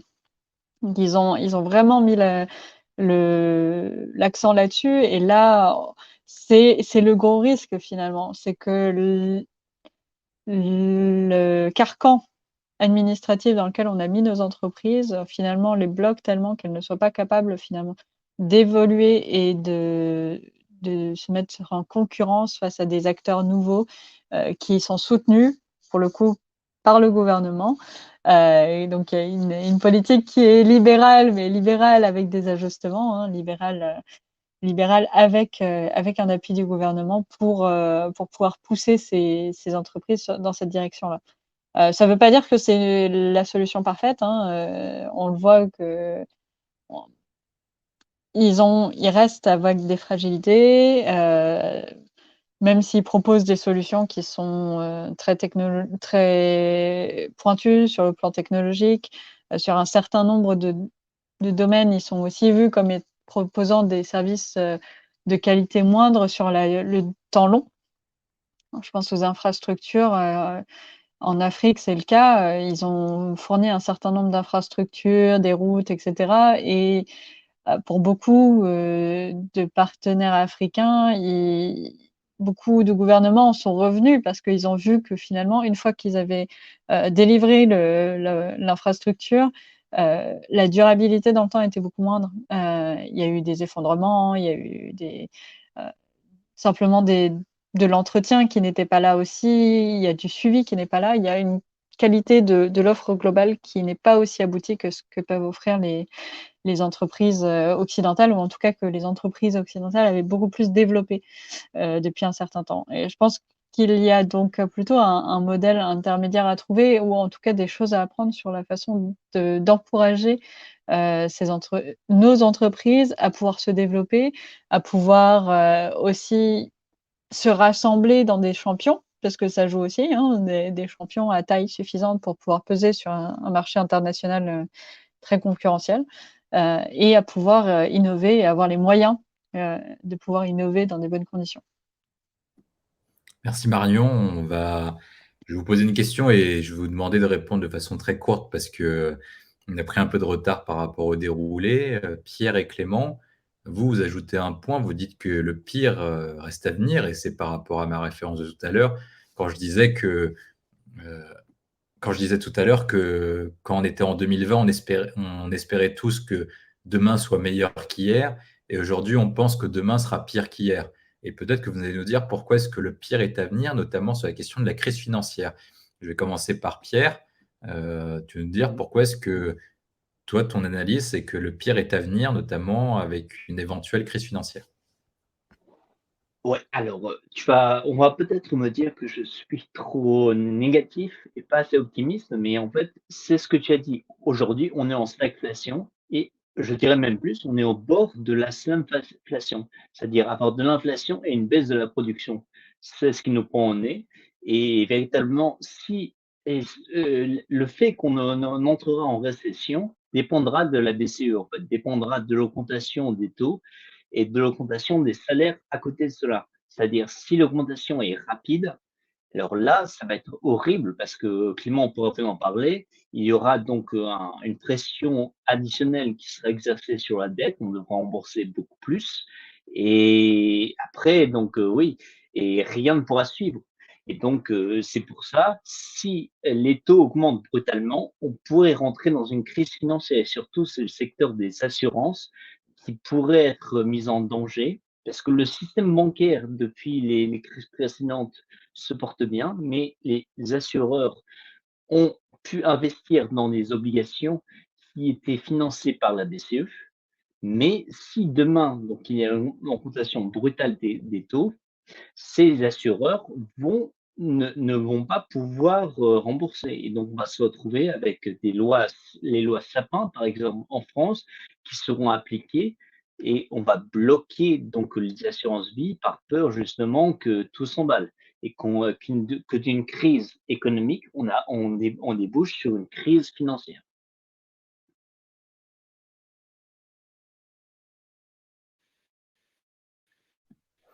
Ton micro, William. On t'entend pas.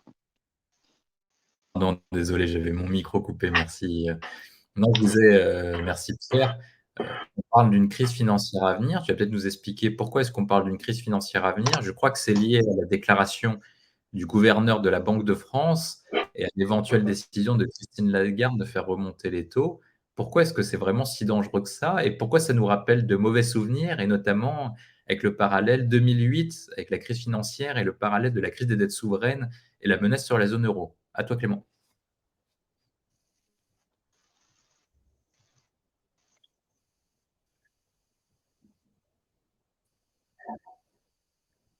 Clément, tu as un problème de son.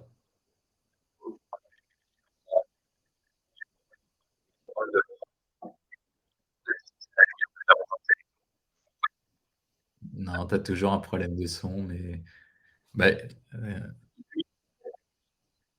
non, ça marche toujours pas, mais bon, c'est pas grave. Ce que je vous propose, c'est que je vais faire ce point-là, du coup. Plusieurs points. En France, on a la chance pour le coup d'avoir eu une forte épargne durant tout le Covid et donc ça permet de tirer la consommation. Sauf que petit à petit, Je crois que Clément, tu as un son décalé. Et donc, du coup, ce que je te propose, c'est que j'intervienne dessus pour expliquer la situation, le temps que tu règles tes soucis de son. Ce qui se passe, en fait, c'est que les réponses gouvernementales des pays européens ont reposé sur deux leviers. Une politique qu'on appelle monétaire accommodante, donc du coup qu'on appelle expansive, ça veut dire qu'on a injecté de l'argent dans le système pour soutenir la consommation des ménages et faire en sorte que les États empruntent pour pas cher et puissent financer notamment leur politique budgétaire. Pour faire face à la crise sanitaire et notamment la baisse du revenu des ménages et donc du coup pour soutenir leur consommation pour qu'ils puissent continuer à consommer et maintenir le niveau le pouvoir d'achat et la consommation dans les pays, les États ont pratiqué une politique similaire à Emmanuel Macron, d'une politique de quoi qu'il en coûte, afin de soutenir leur pouvoir d'achat. Seulement, pour financer cette politique de quoi qu'il en coûte, ça a reposé sur le creusement des déficits publics et par conséquent l'augmentation de la dette à long terme. Quand on compare les différents pays, on n'est pas tous lotis de la même manière. L'Allemagne va mettre entre 5 et 8 ans à rembourser leur dette Covid, l'Italie va mettre moins de 20 ans, l'Espagne un peu plus de 30 ans, et la France quasiment 70 ans. Et ce qui se joue maintenant avec l'arrivée de l'inflation, c'est que pour répondre à l'inflation, on a des théories économiques, notamment les thèses monétaristes, que vont appliquer notamment la Fed, donc la Banque centrale américaine et la Banque centrale européenne, pour répondre à cette montée d'inflation. Pour répondre à cette montée d'inflation, ils vont faire ce qu'on appelle, ils vont restreindre la consommation et la masse monétaire présente sur le marché. Pour restreindre cette masse monétaire sur le marché, ils vont devoir limiter le niveau de quantitative easing d'un point, enfin de plusieurs points, et surtout, ils vont faire ce qu'on appelle la remontée des taux d'intérêt. Quand on fait le parallèle avec la crise financière de 2008, ce qui a conduit à la crise des subprimes, c'est la remontée des taux d'intérêt qui ont fait augmenter la dette des ménages et la dette des États, et donc du coup qui a conduit au fait qu'il y ait une crise de logement, notamment aux États-Unis, qui est indexée sur des crédits évolutifs. En France et en Europe, on a une situation différente dans la mesure où les crédits évolutifs sont très limités, sont très encadrés par la loi. Ce qui se joue précisément, c'est la capacité d'endettement des États. Quand on voit que l'endettement public a explosé, que l'endettement des entreprises aussi a explosé, notamment avec la politique du PGE et les différents sources d'endettement pour limiter la casse, et ben en fait, est-ce que cette augmentation des taux d'intérêt va conduire à des dettes impossibles à rembourser, à la fois pour les entreprises et pour les États. Pour les États, on va prendre un chiffre d'illustration, c'est-à-dire qu'une augmentation de 1 ou 2 points de taux va conduire à une augmentation de la charge de la dette entre 20 et 40 milliards d'euros. Pour donner un parallèle, 20 à 40 milliards d'euros, 40 milliards d'euros, c'est à peu près le budget de la du ministère de la Défense. C'est-à-dire qu'il faut économiser chaque année le ministère de la Défense juste pour rembourser la dette française. Et on ne rembourse même pas la dette, on paye juste les taux d'intérêt. Au niveau des entreprises, Clément, du coup, comme tu as un problème de son, tu hocheras la tête si je vais dans le bon sens. Ce qui se passe, c'est qu'il y a beaucoup d'entreprises qui ont décalé leur remboursement, notamment vis-à-vis du PGE, enfin en tout cas la grande masse, hormis les très grandes entreprises, la plupart d'entre elles ont décalé leur remboursement dans le temps, mais quoi qu'il arrive, ils ont toujours cette épée de Damoclès, dans la mesure où ils doivent rembourser leurs prêts. À la fois les prêts qu'ils ont garantis par l'État, donc les PGE, mais également des emprunts qu'ils ont faits directement sur les marchés financiers pour se rembourser. Cette augmentation du taux d'intérêt les empêche d'une part de rembourser une partie de leur crédit. Donc se pose la question si l'État va annuler ces crédits et donc du coup va annuler cette dette pour les entreprises. Mais de toute façon, les entreprises sont endettées d'un certain niveau. Et donc la montée des taux d'intérêt pourrait conduire à un alourdissement de leur remboursement et les mettre dans une situation financière difficile, et notamment compresser leur taux de marge. Et qui dit compression de taux de marge dit capacité d'investissement qui est moindre, et également éventuellement plan spécifique pour augmenter le taux de marge, qui induit donc du coup la question du licenciement. C'est pour ça que la question de la crise financière est très importante, et l'Europe et la France n'est pas préparée à cette situation. On pensait, comme l'avait rappelé Hugo, comme l'a rappelé Clément, de vivre sur la politique du quoi qu'il en coûte, et jamais on s'est posé la question de comment revenir à la normale. Et ça amène au prochain sujet, et c'est la dernière question que je vais poser pour clôturer cet épisode spécial, la France face aux crises. Est-ce que c'est une crise pour revenir au monde d'avant, ou est-ce que c'est une crise pour évoluer vers un nouveau modèle? On va peut-être commencer par Hugo, au plus proche du territoire.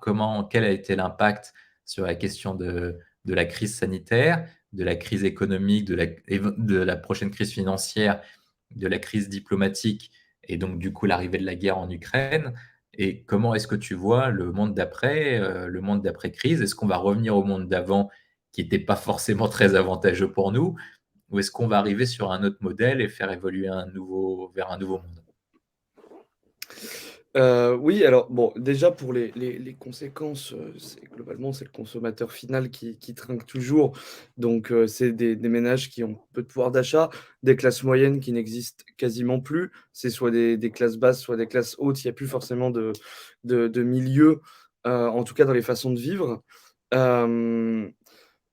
Donc c'est quand même des territoires, en tout cas des disparités territoriales énormes maintenant. Je suis pas sûr, et c'est même avec certitude qu'un ménage dans un milieu rural a la même qualité de vie et la même possibilité de s'en sortir dans la vie qu'un ménage dans l'urbain. Parce que déjà, on en parlait dans un autre épisode, déjà les frais d'essence pour une famille dans le milieu rural sont énormes. Donc ce genre d'augmentation de prix, ça casse l'égalité territoriale, et donc ça va, même s'il y a un mouvement inverse, je pense que ça va continuer à une concentration des villes, parce qu'au final, on voit qu'il n'y a pas de politique en faveur de la ruralité. Ensuite, les solutions, de toute façon, je pense que on les connaît, mais qu'elles sont relativement soit utopiques, soit difficiles à mettre en place. Ça va être d'avoir des réformes structurelles à la France, autant dans son administration générale, mais aussi dans sa façon de voir l'économie. On parlait des dépenses publiques, c'est des trucs à arrêter absolument, enfin à arrêter, à diminuer fortement, parce qu'on a un problème de viabilité de ces dépenses. Et en fait, il faut aller un peu dans le même sens que les sanctions russes. Tu veux pas te diriger vers une économie soviétisée pour atteindre les 80% de dépenses publiques. Tu sais, mon désamour pour l'URSS est très connu. Et non, je pense au contraire qu'il faut plutôt libéraliser l'économie française, en tout cas la dépense publique française, en faisant, comme on disait pour les sanctions russes, en ciblant avec un objectif précis dans chaque dépense. Il faut arrêter de croire que l'argent des Français, l'argent de la France, c'est de l'argent magique et qui sort de nulle part avec une nouvelle lubie en ce moment qui voudrait dire que l'argent, c'est virtuel. Non, l'argent, c'est quelque chose de complètement matériel, même si on ne s'en rend pas compte. Et il faut totalement rationaliser les dépenses de l'État et enfin créer un État efficace ou même efficient dans la meilleure des possibilités. Mais c'est plein de réformes Puis, structurelles. toi, tu dis que les dépenses d'aujourd'hui sont les impôts de demain. C'est-à-dire que les Français, de toute façon, Bah, tout ce qu'on évidemment. leur donne, on leur en prend d'une autre main. Mais évidemment, et puis on paye les conneries de certaines décisions. La fin de la taxe d'habitation, où les gens étaient très contents, dire je paye plus de taxe d'habitation, et ben c'est leur collectivité locale qui trinque. D'un côté, ils payent plus, qu'il y a toujours des augmentations d'impôts, et leurs collectivités locales ont moins de moyens pour eux, pour une décision proche d'eux. Donc à un moment donné, c'est là où je parle de rationaliser l'impôt et la dépense publique, c'est qu'il faut enfin des décisions proches des gens, qui les comprennent, mais des décisions aussi honnêtes avec l'argent, en transparence avec l'argent de tout le monde. Ok, merci Hugo pour ta conclusion. Donc toi, tu penses on va arriver sur un monde nouveau ou est-ce qu'on va revenir au monde d'ancien? Tu sais, déjà avec Macron, on devait soi-disant avoir le nouveau monde de la politique. On a eu l'ancien en moins bien. Je pense qu'on aime se faire du mal et qu'on va revenir à un monde qui fonctionne comme l'ancien avec quelques petits changements, mais pas de grosses réformes profondes. Ok, merci Hugo. On verra ça lors des prochains épisodes. Clément, c'est à ton tour. Qu'est-ce que tu penses? Est-ce que cette crise est partie pour durer et au final, on va revenir au monde d'avant ou est-ce on va comprendre les conséquences de cette crise et on va évoluer vers un monde nouveau? Et notamment, est-ce qu'on va répondre aux malheurs français pour se diriger vers nos temps les plus glorieux et les jours heureux? On a tendance à croire que la crise que nous traversons est corrélée au conflit ukrainien, et donc à se dire que si la guerre en Ukraine ne dure pas trop longtemps, la croissance reviendra. Je pense que d'une part, le conflit est parti pour durer, et d'autre part, même s'il venait à s'arrêter, je pense que nos relations commerciales et la façon dont on s'approvisionne d'un point de vue énergétique et alimentaire a été complètement bouleversée. Et je vois mal comment ce sera possible demain d'avoir de nouveau des relations commerciales avec la Russie comme avant. Donc sur ce point-là, c'est parti pour durer. Autre point on avait dit avec la Covid que les ménages français allaient consommer autrement, par exemple moins prendre l'avion, consommer plus local. Alors c'est un peu vrai, mais par exemple les trafics aériens, on s'aperçoit que le trafic de particuliers, c'est comme avant, ça va redevenir petit à petit à la normale. On l'a vu aussi notamment avec les week-ends allongés, où les gens reprenaient leur voiture comme avant. Donc je suis pas sûr forcément qu'il y ait un bouleversement des consommations à très court terme. Par contre, le gros problème pour la France, effectivement, c'est la dette. Et donc ça, tant qu'on s'attaquera pas à la dette, et ça réduira nos marges de manœuvre. Et on l'a pas encore tout à fait mesuré. Et puis l'inflation, parce que si on s'attaque pas à l'inflation, quand même, il y a un risque pour l'euro. Parce que on pourrait croire qu'au final, on peut laisser partir l'inflation, mais le risque, c'est quand même d'avoir après des devises qui dévissent, et ça, c'est pas tenable non plus. Donc le malheur français, si on ne s'attaque pas, je pense, au cœur du problème qui est essentiellement l'industrie, en France, on aura de graves soucis. Et si on ne s'attaque pas à réformer de fond en comble, enfin, à profiter des taux qui sont au final encore assez faibles, pas si élevés que ça, pour restructurer la France, et il faut le faire dès maintenant. Si on ne le fait pas maintenant, ça sera trop tard. Merci Clément. Si je résume, toi, tu es encore plus pessimiste qu'Hugo. Tu dis qu'on va revenir dans l'ancien monde, mais en version plus négative. En gros, Empire. empire. L'ancien monde empire. Ok, bah merci. Donc Hugo, c'était l'ancien monde et là, toi, Clément, c'est l'ancien monde au pire. Et Pierre, tu vas nous expliquer la vision européenne et puis après, Marion donnera la vision mondiale. Alors, est-ce qu'on va revenir à l'ancien monde ou est-ce qu'on va se diriger dans un monde nouveau? Bah, j'ai bien peur qu'on reste et qu'on revienne à l'ancien monde, celui qui nous a permis d'arriver à tout cela. C'est triste à dire, c'est-à-dire qu'aujourd'hui, comme mes deux camarades l'ont rappelé, c'est-à-dire qu'on a besoin d'honnêteté, on a besoin de s'attaquer au cœur du problème, mais il me semble, les gens ne semblent pas vouloir le faire, c'est-à-dire comme tu citais précédemment, tu citais précédemment, pardon, donc le gouverneur de la Banque de France qui, lui, voulait que Christine Lagarde monte les taux. Le problème, c'est que si on fait ça brutalement, on se dirige vers des problèmes encore plus graves. Donc, le problème, pour moi, principalement là, c'est qu'il faut être honnête avec les Français et honnête avec les Européens. Il faut qu'on arrête les robinets, en fait, de l'argent magique, comme disait Hugo, qu'on arrête de déverser un petit peu dans les marchés, sur les marchés financiers, dans les poches des Français et des Européens de l'argent facile et qu'on soit honnête avec eux. C'est-à-dire qu'aujourd'hui, si on ne s'attaque pas à nos problèmes, si on ne s'attaque pas vraiment à nos problèmes, justement, si on n'arrive pas à une meilleure santé budgétaire et si tous les ans on est parti comme l'année dernière sur au moins un déficit budgétaire de plus de 6%, à la fin on ne pourra pas le tenir cela. On ne pourra pas tenir Et donc, cela et donc il faut être honnête et avec donc, eux. du coup, par rapport à ma question, est-ce qu'on se dirige sur un nouveau monde ou on revient à l'ancien monde? Mais pour moi, parce qu'il ne semblerait pas que les changements nécessaires soient faits, on se dirige pour moi vers un retour à l'ancien monde, hélas. Sauf grosse crise.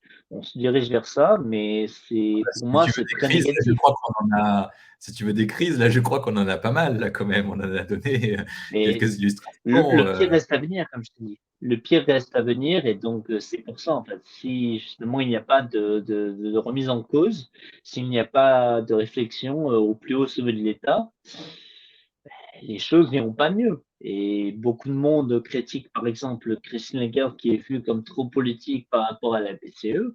C'est aussi ça le problème, c'est-à-dire que Christine Lagarde n'a pas de communication, elle n'est pas honnête avec les Européens, c'est-à-dire qu'aujourd'hui, c'est elle-même qui crée donc des problèmes, qui crée l'inflation sur les marchés financiers, qui prépare une crise financière.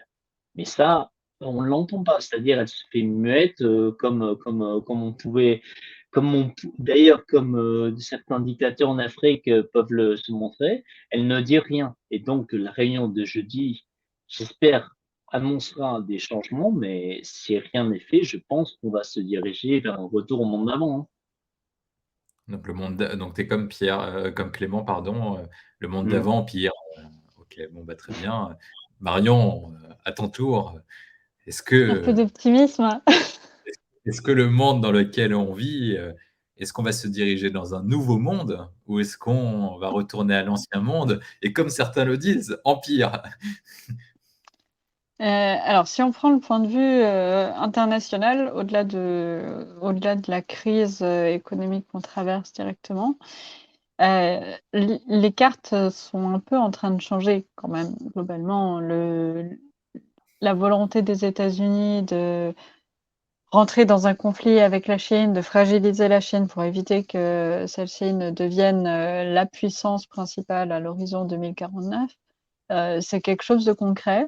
Et c'est véritablement un enjeu qui n'est pas un enjeu uniquement pour les États-Unis, c'est aussi un enjeu pour les Européens. Donc les cartes peuvent réellement changer avec ce que ça implique en termes de capacité d'influence, de poids économique, de dépendance ou d'interdépendance avec nos différents partenaires. Ça peut changer. Je pense même que ça a déjà commencé à changer hein, d'une certaine manière, dans le sens où au fur et à mesure, on a eu plusieurs étapes où l'Europe aurait pu avait en tout cas l'aiguillon pour changer, pour revoir la façon dont on souhaitait collectivement s'emparer de notre destin. On a eu le Brexit, qui a été quand même un moment fort politiquement où les Européens ont failli réussir à s'unir pour un projet collectif. Ils ont réussi sur même un certain plan. Et mais ça n'a pas non plus débouché sur une dynamique collective plus large. Après, on a eu le Covid, qui aurait pu aussi être un moment fort pour justement réveiller un peu la machine la machine européenne. Pareil, ça a patiné. J'ai envie de dire la troisième fois, peut-être que c'est la bonne.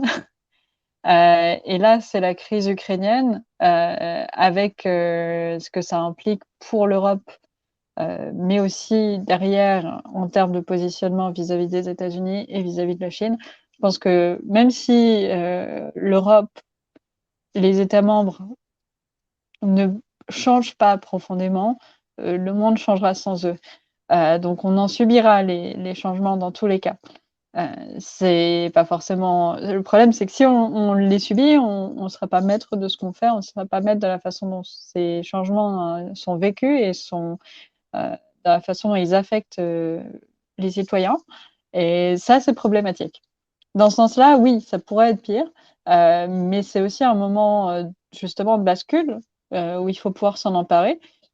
Et dans ce sens-là, je n'ai pas envie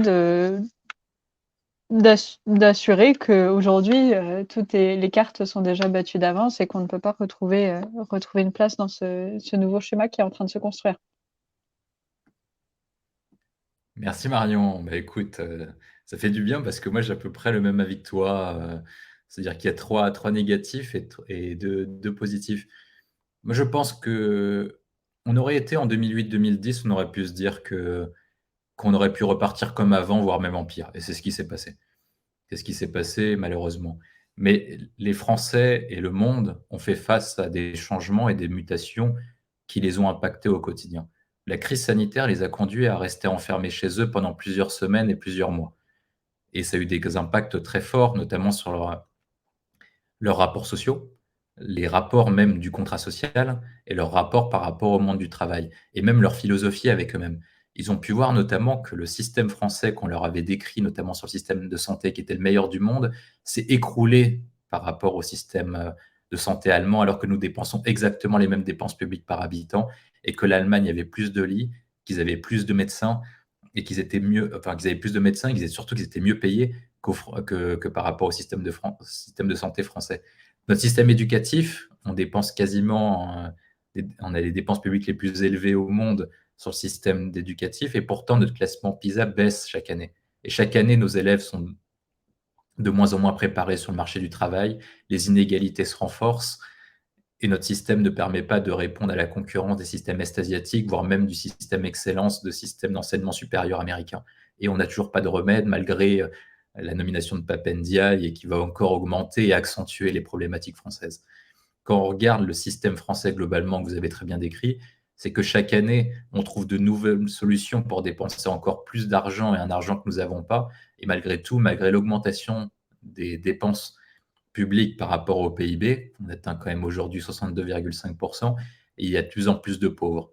Il y a de moins en moins de services publics, ce qui avait abouti à la crise des Gilets jaunes. Et petit à petit, les Français commencent à se rendre compte qu'on est en train qu'on leur a menti et qu'il y avait une arnaque. Et ils sont prêts à un discours de vérité. Quand on regarde la situation française depuis plus de 500 ans, on voit à peu près toujours la même chose. C'est-à-dire que la France monte, puis décline, et au moment de décliner, il y a toujours un grand personnage qui vient là pour les sauver.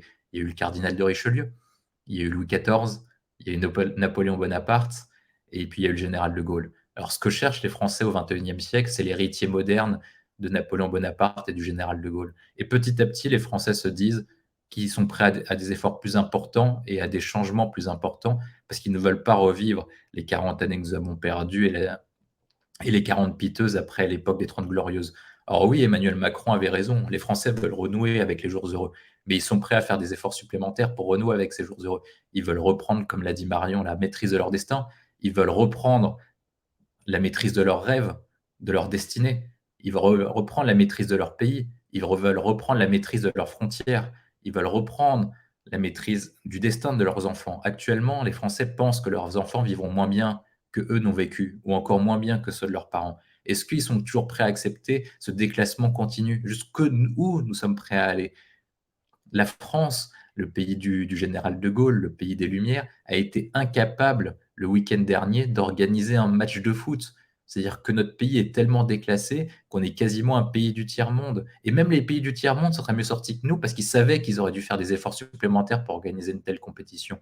Alors je pense que les Français sont prêts au changement, que l'Europe est prête au changement. On le voit avec l'apparition de la guerre en Ukraine. Nous assistons à un retour tragique. C'est fini l'époque des types un peu mous.